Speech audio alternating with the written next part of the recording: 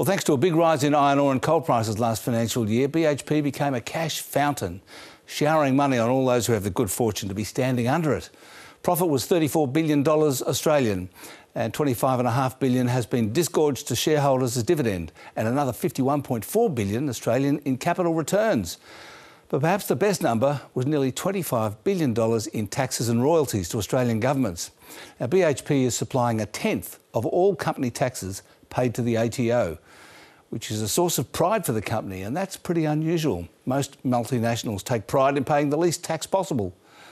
BHP's share price jumped 4.5% on the news, which was the main reason the All Ordinaries went up 0.5%, although other miners, banks and retailers and CSL all rose as well. Not much to report from global markets. Small gains in New York and Shanghai, small falls in Tokyo and Hong Kong. Commodities mostly fell, led by iron ore and nickel, and the Australian dollar slipped a little more to 70.2 US cents. Now, the Bureau of Statistics started reporting monthly inflation today, although it's calling it an inflation indicator as opposed to the full quarterly CPI.